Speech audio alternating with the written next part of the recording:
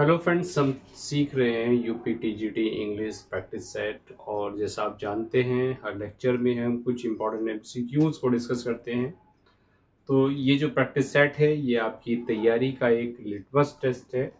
मेरे साथ साथ नोटबुक और पेन लेकर बैठिएगा। और चलिए, without wasting any time, let's start. देखते चलते हैं पहला क्वेश्चन क्या है। इसको आप अपनी नोटबुक में भी मार्क करते चलिएगा, ताकि आप देख सके आपकी तैयारी कैसी चल रही है। The last prophecy of the witches for none of woman born shall harm Macbeth is fulfilled when Macbeth fights against। एक लास्ट प्रोफेसी थी विचेस की। और प्रोफेसी क्या थी कि कोई भी व्यक्ति जो किसी भी महिला के बूम से पैदा हुआ हो, गर्भ से पैदा हुआ हो, वो मैकबेथ को नहीं नुकसान पहुंचा सकता, वो मैकबेथ को नहीं मार सकता। तो ये जो प्रोफेसी थी, ये प्रोफेसी पूरी हुई व्हेन मैकबेथ फाइट्स अगेंस्ट, जब मैकबेथ लड़ता है किससे? मैल्कम से, मैकडफ से, रोजेस से और लिनॉक्स से। मैकबेथ की बड़ी प्यारी सी लाइन है, बड़ी प्यारी सी बड़ा प्यारा सा क्वेश्चन है। तो ओबियसली मैकबेथ को किसने मारा? मैकडफ ने मारा। और मैकडफ ने मारा और मैकडफ ने, अब चूंकि ये प्रोफेसी जो थी, ये भविष्यवाणी सफल हुई। और मैकडफ जो था, एक ऐसा व्यक्ति था जो सिजेरियन ऑपरेशन से पैदा हुआ था, यानी अपनी माँ के वूम को काटकर उसको निकाला गया था। तो इट मीन्स एक ऐसा व्यक्ति जो अपनी माँ के पेट से ना पैदा हुआ हो, उसने मैकबेथ को मारा। ये प्रोफेसी पूरी हो गई। क्लियर? तो ये वाला ऑप्शन आपका करेक्ट हो जाता है। चलिए देख लेते हैं next question. There is none but he whose being I do fear. Who is the person Macbeth admits to being fearful of? There is none but he whose being I do fear. कोई नहीं है, कोई दूसरा नहीं है, बल्कि वह है जिसके होने से मुझे डर लगता है। Who is the person? कौन सा व्यक्ति है जहां जिससे मैकबेथ जो है फियरफुल है, जिससे मैकबेथ डरता है। तो किसकी यहाँ बात कर रहा है? मैकबेथ, मैल्कम, बैंको या रोजेस? किसके लिए मैकबेथ इस लाइन को कहता है? बड़ा अच्छे से क्वेश्चन मैकबेथ के आए हुए। मार्क कीजिए क्वेश्चन को अपनी नोटबुक में। देखिए, एक्चुअली लाइन की बात करें तो 31 यहाँ याद रखिए, थर्ड एक्ट के सीन फर्स्ट से लाइन ली गई है। और इस लाइन में जो मैकबेथ है वो फियरफुल है किससे? बैंको से। वो यहाँ किसकी बात कर रहा है? वो बैंको की बात कर रहा है। Clear? The basic theme of Tempest की जो थीम है वो क्या है? Revenge and freedom, freedom, forgiveness and freedom. देखिए, बदला, रिवेंज एंड फ्रीडम, बदला और आजादी, आजादी और माफी और आजादी। तो क्या बेसिक थीम यहाँ टेम्पेस्ट की होनी चाहिए? क्या होगी? टेम्पेस्ट 1610-11 में आया। लास्ट प्ले विलियम शेक्सपियर का माना जाता है। तो याद कीजिए, बड़ा कॉमन सा प्ले है, बड़ा इंपॉर्टेंट प्ले है। कॉमन क्या, बड़ा इंपॉर्टेंट आप कहिए। तो सबसे पहली थीम यहाँ आती है क्या? फॉरगिवनेस, यानी माफी। क्लियर? प्रॉस्पेरो माफ कर देता अपने भाई को, राइट? और फ्रीडम। तो ये आपका डी वाला ऑप्शन जो है ये करेक्ट हो जाएगा। Who is the first character to die in William Shakespeare's play Hamlet? Hamlet से डेथ की बात करें तो कई क्वेश्चंस बड़े बन जाते हैं। और हैमलेट अमूमन क्वेश्चन आता ही आता है। तो एक क्वेश्चन आपके लिए कि टोटल कितनी डेथ्स हैं हैमलेट में, वो बता दीजिए अगर आपको याद हो तो। नहीं हो तो आप गूगल कर सकते हैं। हालांकि इसको मैं कई बार बता भी चुका हूं जब प्ले की प्ले की अगर बात होती है तो प्ले में बताइए आपको। हैमलेट में बताना आपको, डेथ अगर होती है तो पहला कैरेक्टर कौन सा है जो प्ले में मारा जाता है? Polonius, Claudius, Ophelia and Gertrude. तो ऑब्वियसली देखिए पहला जो कैरेक्टर है जिसकी डेथ होती है वो है क्या, पोलोनियस। क्लियर। पोलोनियस मारा जाता है, चीफ काउंसलर है यहाँ प्ले में। पहली डेथ जो है पोलोनियस की होती है। नेक्स्ट क्वेश्चन पे आ जाइए। करेक्टली पंक्चुएटेड, पंक्चुएशन का क्वेश्चन है। 5 to 7 यानी 1 2 3 4 क्वेश्चन यहाँ पंक्चुएशन के हैं। Oh no I forgot, I'll phone her now, oh no I forgot, I'll phone her now। देखिए कौन सा पंक्चुएटेड फॉर्म जो है सेंटेंस की वो सही होगी। ओ नो, सबसे पहले मार्क कीजिए ओ नो, नो इसके बाद मार्क ऑफ एक्सक्लेमेशन आपका आएगा, यानी पहला या चौथा क्वेश्चन आपका ऑप्शन आपका ठीक होगा। लेकिन अगर बात करें ऑप्शन की तो ये oh no, mark of exclamation की यहाँ कोई जरूरत नहीं है, मार्क ऑफ एक्सक्लेमेशन है ही नहीं। तो obviously oh no I forgot, I phone her now, A वाला ऑप्शन आपका करेक्ट हो जाएगा, बाकी तीनों रॉन्ग है। If properly used, however, those very skills could help. If properly used, देखिए कहाँ क्या यहाँ पर सेंटेंस में ऑप्शन ठीक होना चाहिए, कौन सा ठीक होना चाहिए। इफ प्रॉपरली यूज्ड और यूज्ड हाउएवर, यूज्ड के बाद एक पॉज यहाँ होना चाहिए, यहाँ नहीं है, यहाँ नहीं है, तो दोनों ये ऑप्शन नहीं है, इन दोनों में से कोई आपका आंसर होगा। क्या होगा, ये प्रॉपरली यूज्ड और यहाँ ये इफ के बाद भी कॉमा दे रहा है जिसका कोई लॉजिक नहीं है। इफ अगर है तो क्लॉज इफ से शुरू हो रही है, कॉमा नहीं होना चाहिए। तो ऑब्वियसली आप देखिए अगर सी वाली फॉर्म को देखें, properly used semicolon however those very skills could help. However एक एडवर्ब हो गई, कॉमा से ठीक है बिल्कुल, ये वाला थर्ड वाला ऑप्शन आपका सही हो जाएगा।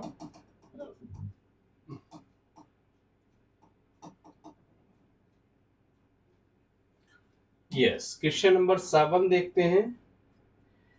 It could lead to the kind of good life, both spiritual and material, that was once the privilege of a lucky few।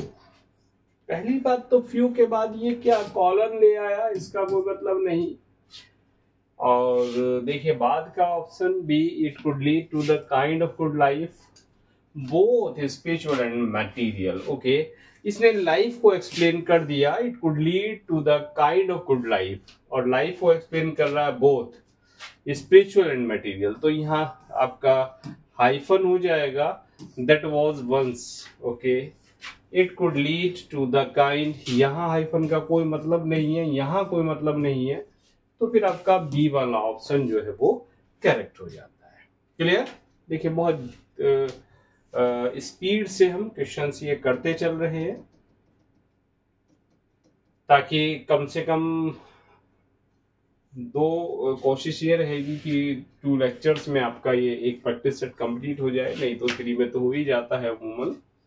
Use phrasal verbs, phrasal verbs अक्सर आपकी आती है the plane after repairs, plane take off, take over. Repair के बाद plane को क्या कर दिया, take off, take over, took away, took with और टुक बाय। तो द प्लेन क्या हो गया, टुक ऑफ, टुक ओवर। भाई प्लेन है, रिपेयरिंग हुई और उसके बाद प्लेन उड़ गया, तो प्लेन क्या कर गया, टेक ऑफ करना है ना, कहते हैं ना प्लेन टेक ऑफ कर गया। तो टेक ऑफ है तो टुक ऑफ आप यहां मार्क कीजिए, आपका राइट आंसर होना चाहिए टुक ऑफ।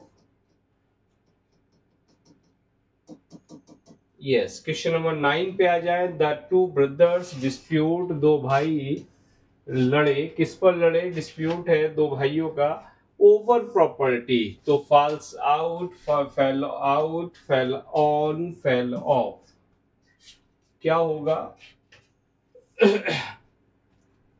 देखिए डिस्प्यूट है ओवर प्रॉपर्टी, तो आप यूज करेंगे क्या, फेल आउट। चूंकि पास्ट की यहां बात हो रही है तो फेल आउट, फॉल्स आउट की जगह फेल आउट का यूज करें। who called Hamlet a dramatic failure. बड़ा इंपॉर्टेंट सा क्वेश्चन, हैमलेट को कहा जाता है Mona Lisa of literature, right? Hamlet is called Mona Lisa of literature, a work of art, है ना? लेकिन उसको एक ड्रामेटिक फेलियर कहा जाता है due to the lack of objective correlative, कि इसमें ऑब्जेक्टिव कोरिलेटिव नहीं था, इसलिए इसको ड्रामेटिक फेलियर कहा जाता है। लेकिन ये किस सज्जन ने कहा है? Dryden, T S. Eliot, Hopkins and Lois. तो ऑब्वियसली क्वेश्चन, अब अगर आपने हैमलेट पढ़ा है तो क्वेश्चन बिल्कुल आया होगा आपके सामने, टी.एस. एलियट साहब ने ऐसा कहा।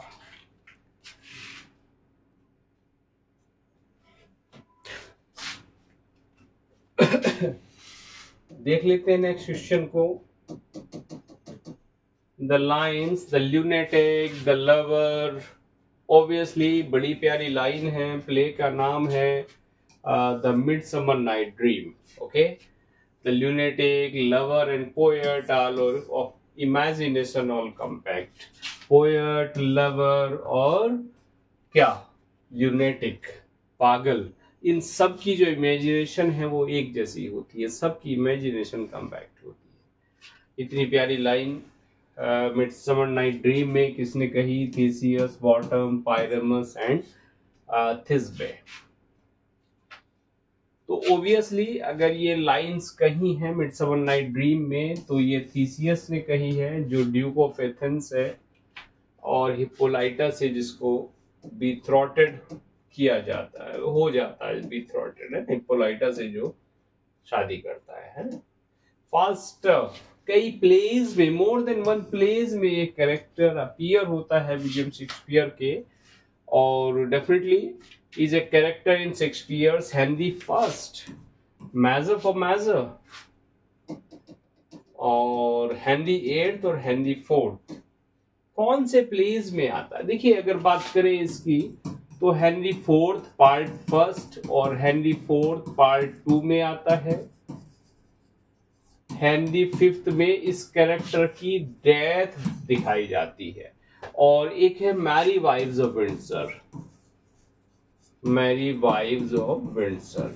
इन 4 प्लेज में डेफिनेटली आई एम श्योर कि ये कैरेक्टर आता ही आता है। किसी और में अगर आता हो तो मुझे कमेंट करके आप बता दीजिएगा। तो यहां पर आपका आंसर तो हेनरी फोर्थ हो जाएगा। Clear? Shakespeare wrote nearly 40 plays. Okay, 40 plays लगभग लिखे, यानी 37 ही माने जाते हैं during his life. This plays can be divided into 4 types. 4 types में इनको आप बांटते हैं, tragedies, comedies, histories and romances. तो King Lear, much ado about nothing, Julius Caesar and Tempest. तो मीन्स इनमें से वो कह रहा है किसको किस में आप रखेंगे? तो किंग लियर है, डेफिनेटली ट्रेजेडी हो गई। Much ado about nothing definitely comedy हो गई, और जूलियस सीजर आपका रोमांस और हिस्ट्री। तो रोमन प्ले हालांकि कहलाता है लेकिन हिस्ट्री में जाएगा। हिस्ट्री भी तो है जूलियस सीजर की, रोमन होता तो रोमन में रख देते, और आपका टेम्पेस्ट क्या हो गया? रोमांस हो गया। फिर TCRH, फर्स्ट TCHR, मैच कीजिए जरा। फर्स्ट, अच्छा TCHR, अब ये तो पता ही नहीं कहां पर है TCHR। TCHR, पहला TCHR, ट्रेजेडी यानी DACB,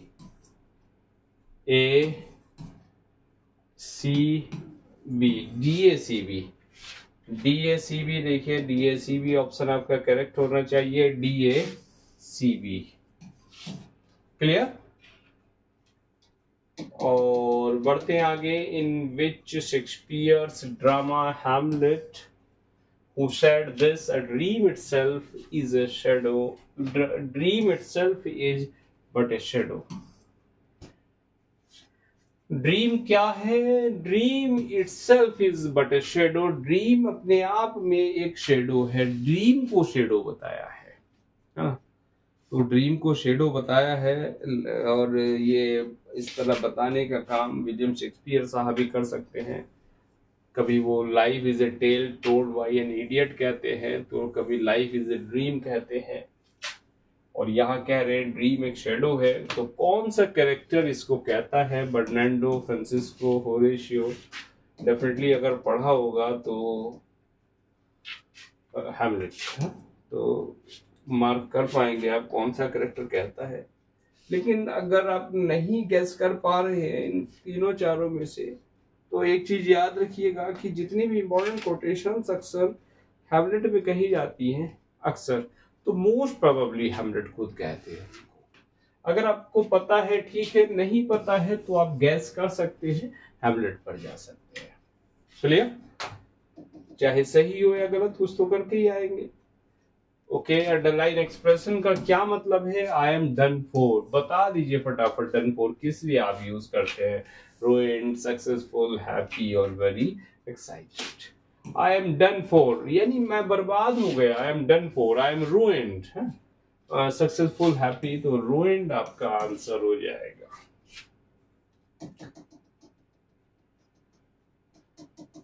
writing novels is my bread and butter. तो ब्रेड एंड बटर बड़ा कॉमन सा एक्सप्रेशन है जो आप यूज करते हैं अपनी रोजी रोटी के लिए, अपनी लाइवलीहुड के लिए। Livelihood, passion, first love and hobby. तो writing novels is my livelihood, okay, is my bread and butter. From his attitude, it is clear that he wants to pay off old scores. To pay off old scores in the sentence meaning, तो to pay off old scores का क्या मतलब होता है? To have his revenge, to pay the money, to score marks, settle new matters.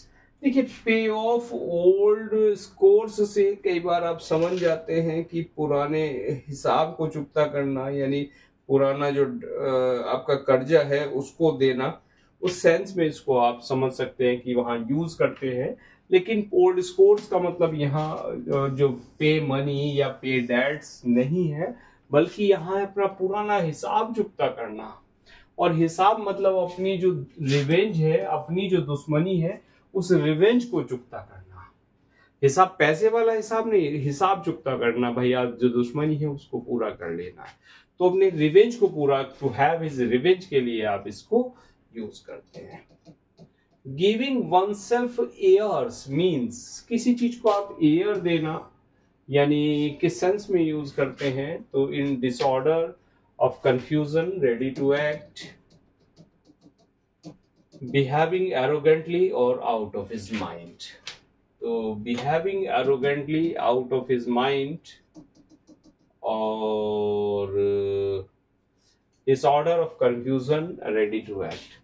तो giving oneself airs का मतलब होता है एरोगेंटली बिहेव करना। क्या? एरोगेंटली बिहेव करना, हॉटी तरीके से बिहेव करने के सेंस में आप इसको यूज करते हैं।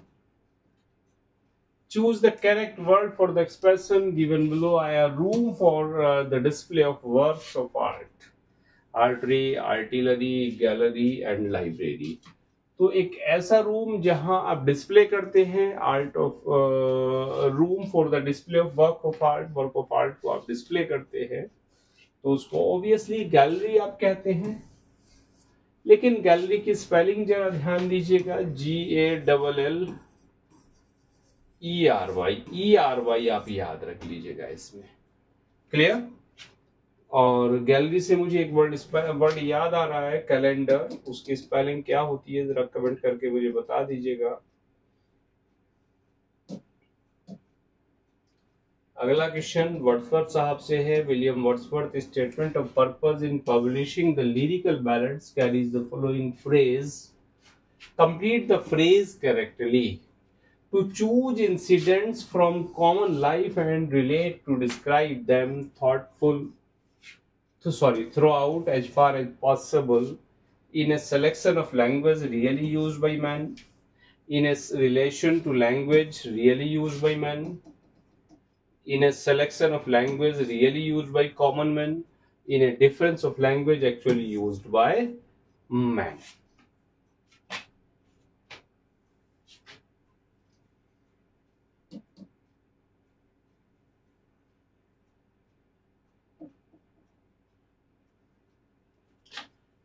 क्या कह रहा है, to choose incidents from common life से इंसिडेंट को चूज करना, and to relate or describe, फिर उनको रिलेट करना, डिस्क्राइब करना, throughout as far as possible in a selection of language really used by man. तो ये वाला ऑप्शन आपका करेक्ट हो जाता है। Clear? The prelude although began as early 1799, जब यंग थे विलियम वर्ड्सवर्थ तभी प्लान कर चुके थे वो द प्रिल्यूड का, और कह रहा फिनिश्ड फर्स्ट वर्जन 1805 में हुआ, नॉट पब्लिश्ड। पब्लिश्ड कब हुआ, बड़ा कॉमन सा क्वेश्चन आता है। तो प्रिल्यूड पब्लिश हुआ था 1850 में। पब्लिश किसने किया ये कमेंट करके बता दीजिएगा।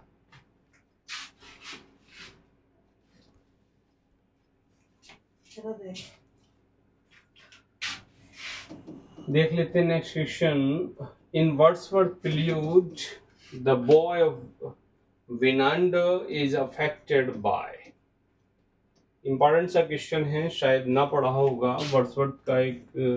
वर्ड्सवर्थ में एक कैरेक्टर है boy of Winander, is affected by. वो किससे अफेक्ट होता है? ब्लाइंडनेस से, डीफनेस से, म्यूटनेस से या लेमनेस से। तो विनांडर अफेक्ट होता है, किससे अफेक्ट होता है? एक एपिसोड है द बॉय ऑफ विनांडर, क्लियर? और वो अफेक्ट होता है किससे? म्यूटनेस से।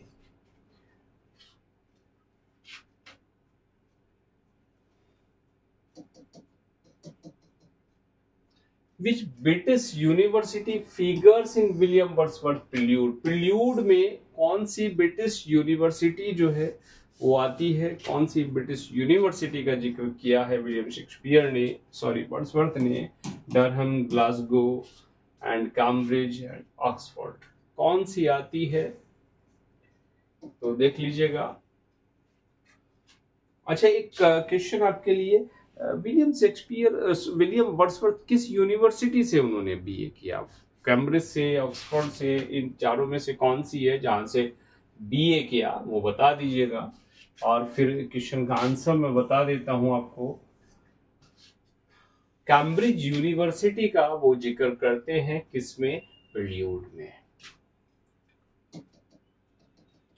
The poetry should portray the naked and native dignity of man was pronounced by, और ये डेफिनेशन किसने दी? पोएट्री शुड पोर्ट्रे, पोएट्री को पोर्ट्रे करना चाहिए naked and native dignity of man, की नेकेड और नेटिव डिग्निटी को।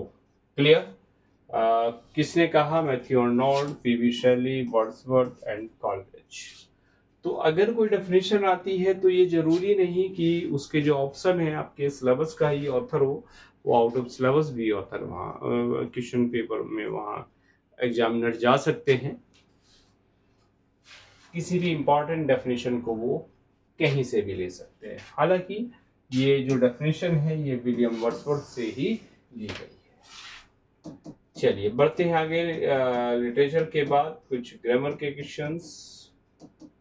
Change the following sentence into passive voice. How do people learn language? फटाफट से बता दीजिएगा क्या बन जाएगी passive की। How are languages learned? देखिए learn है तो learn की थर्ड फॉर्म learned हो जाएगी, तो ये ऑप्शन आपका बिल्कुल नहीं होगा। How are languages learned?